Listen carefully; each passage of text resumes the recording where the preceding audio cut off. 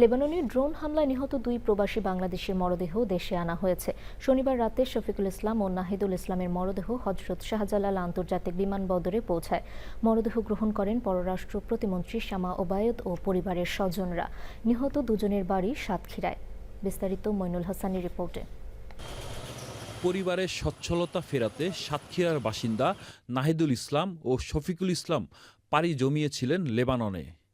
ইচ্ছা ছিল নিজের পায়ে দাঁড়িয়ে দেশে ফিরবেন। ফিরলেন ঠিকই, তবে কফিনে বন্দি লাশ হয়ে।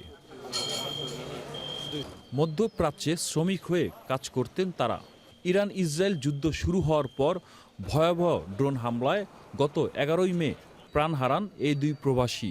আমার মেয়েদের পড়াশোনার খরচ দেবে, আমার সংসারটা যাতে দেখে চলে সেরকম ব্যবস্থা করেন আপনারা।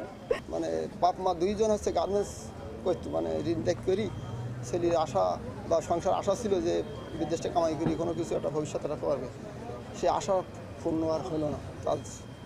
নানান জটিলতা পেরিয়ে শনিবার মধ্যরাতে তাদের লাশ এসে পৌঁছায় হজরত শাহজালাল আন্তর্জাতিক বিমানবন্দরে। বিমানবন্দরে মরদেহ গ্রহণ করেন পররাষ্ট্র প্রতিমন্ত্রী। মরদেহ সমাহিত করতে নিহতদের পরিবারের হাতে আর্থিক সহায়তা তুলে দেন তিনি।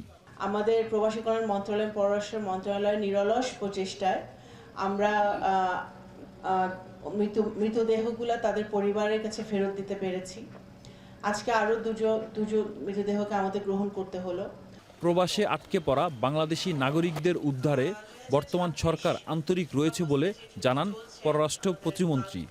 বর্তমানে বাংলাদেশ সরকার, মাননীয় প্রধানমন্ত্রী জনাব তারেক রহমানের সরকার সবসময়, আমরা প্রথম থেকে বলে এসেছি যখন থেকে যুদ্ধ শুরু হয়েছে, যে আমাদের প্রধান দায়িত্ব হচ্ছে যে আমাদের নাগরিকদের পাশে থাকা, যে যেখানে আছে, যে দেশে যে অবস্থায় আছে, আমাদের নাগরিকরা যেন নিরাপদে থাকে এবং কোনো বিপদে যদি তারা পড়ে যায় তাদেরকে যেন আমরা ফিরিয়ে আনতে পারি, তাদের সকল সহযোগিতা আমরা করতে পারি, সেটাই আমাদের 1 নম্বর প্রায়োরিটি। ইরান ইসরায়েলের যুদ্ধে এখন পর্যন্ত 10 প্রবাসী বাংলাদেশি মারা গেছে। তাদের মধ্যে 7 জনের লাশ দেশে আনা হয়েছে। Monirul Hasan, channel I, Dhaka.